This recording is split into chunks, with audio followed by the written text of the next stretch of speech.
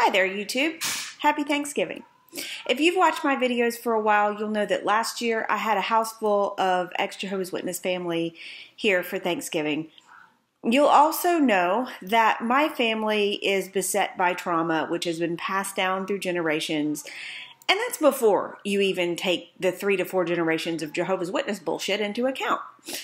So I'll spare you the details, but suffice it to say that I'm dealing with some pretty difficult stuff right now, including what I now refer to as my second disfellowshipping, this time from my ex-Jehovah's Witness family. So this year, there's no house full of family. And it got me thinking about previous Thanksgivings, especially when I was freshly out of the Jehovah's Witnesses. My only knowledge about the holiday came from worksheets and coloring pages that we were actually not supposed to do in elementary school and Hallmark movies.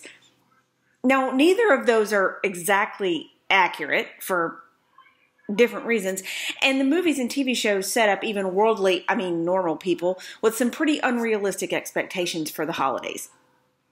But holidays can be difficult to navigate if you're being shunned by your family and you don't know any of the traditions or how to behave, or if you're invited by someone else to share the day with them. So it occurred to me that it might be helpful to have a how-to video for ex-Jehovah's Witnesses on Thanksgiving. So a lot of us came out of the religion with an aversion to holidays in general, for obvious reasons. Now, I wasn't one of those people. I always wanted to celebrate the holidays, even when I was really in Jehovah's Witness, because it just looked fun. It looked like so much fun.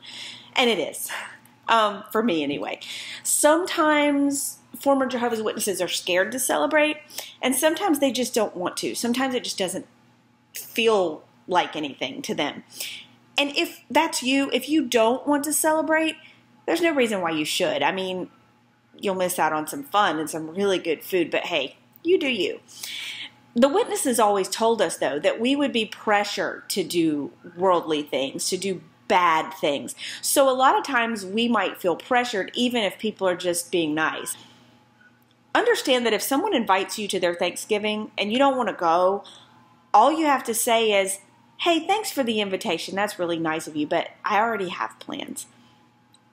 Like, it doesn't matter if your plans are to lock yourself in your room with the curtains drawn and play Halo all day. Those are still plans. It's okay. You don't have to say yes. But it is very nice of people to invite us. So be sure and say thank you. But, okay. What if you want to celebrate, but you feel really anxious or uncomfortable because you don't know how, or you feel like you're going to look silly? Let's say that a friend invites you to Thanksgiving with their family, and you decide that you're going to go. Good choice. First, ask some questions about what they do and what their traditions are. Some families like to bust out the fine china and crystal, and others bust out the china and the plastic forks. Both are fine. But ask your host ahead of time what they do so you'll know the dress code at least. Some families put up their Christmas tree after Thanksgiving dinner, and then they decorate their houses for Christmas. Now, if you're not comfortable with participating in that part, you can always politely take your leave before that part of the day starts. Or you can pitch in and participate, or you can watch. It's up to you. It's fine. Nobody's going to be mad if you don't, or if you do. Some families watch football. Some families play football in the yard. Some families watch Christmas movies. My kids are watching Christmas Chronicles right now. Some families go out to the movies after Thanksgiving. Some families go shopping. Now, you could not pay me enough to go out shopping today or tomorrow, but some people love it. Find out what your host family usually does ahead of time, and that way you can be prepared. While you're there, you might offer to help with preparations if you're comfortable doing that. But my one piece of advice that's especially important is do steer clear of hot button conversations like politics and religion. The stereotypical asshole uncle is considered an asshole because he's always bringing up politics and religion. After all, seriously, it's true. If someone starts that conversation with you, you can politely extricate yourself, or you can change the subject. Blatantly change the subject enough times, and people usually get the hint. If they don't, walk away. Just don't get drawn into that debate. Oh, And also, take a small gift or a side dish to contribute. If they tell you that you don't have to bring anything, that's fine too. But if it's me, I at least bring a small hostess gift when I'm invited to someone's house. Unless I know that my hosts don't drink, I usually bring a nice bottle of wine, and that's fine. Flowers are also a nice alternative. It doesn't have to be anything big or expensive, and actually it shouldn't be very expensive. It's just a nice thing to do. Okay, so another thing you can do, if you like to cook and you're up to it, is host Thanksgiving at your place. Now, I always really enjoyed doing this. The first time I ever cooked Thanksgiving dinner was when I was either dating or married to my first husband. I think we were married. I can't remember. Anyway, my ex's mother was a pretty nice lady, but she was a mother-in-law in the traditional sense. Quite unlike my current mother-in-law, who is in fact the sweetest woman who has ever existed. Anyway, I'm serious, she is. I invited her and my father-in-law over for Thanksgiving at our new house, and she insisted on bringing her own food so that there would at least be something edible on the table. Now, she had never eaten anything at my house, and she had no idea what my cooking abilities were. So she looked ever so confused when she laid eyes on my table for the first time, and I will never forget the shock on her face with her first bite of my sweet potato casserole. After I got divorced, I had Thanksgiving dinner with friends for a while until I met Les. And we actually hosted a house full of friends every year together until we moved and didn't have any friends in the area. There were even a few years where we ate Thanksgiving out at a restaurant. And one year I remember we went to this really fancy restaurant. We lived in Richmond when the boys were about 1 and 3.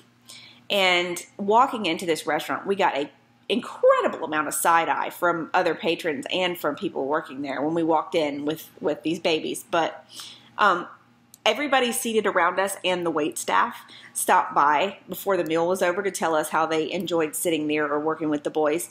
Because even though Harrison occasionally forgot his manners, he was one, and waved his napkin around, Robert would always quickly remind him, "Harrison, that is not how we behave in a restaurant." It was great. So, another thing you can do, if there are other XJWs witnesses in your area, plan a Thanksgiving event and invite them. I think I actually might do this next year since I'm learning that there are plenty of XJWs witnesses in my area. If you want to invite people and you don't know anyone, you can always check out your closest university because there are always students, particularly those here on foreign exchange who don't have family in the area to spend the holiday with. I would recommend talking to a student services office or the foreign exchange office at your local university. Or if you know anyone who works there, ask them. If you're cooking, you can cook the traditional Thanksgiving meal of turkey and all the trimmings, or you can do something else entirely. Just let your guests know in advance if you're planning on doing something non-traditional. I know plenty of people who do spaghetti and meatballs for Thanksgiving instead of turkey. It happens. So, if you don't know how to plan your meal, we have the internet.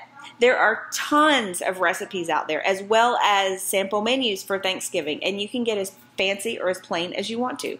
It's your party. This year, we are having turkey and ham because Harrison has expressly requested ham because he loves it.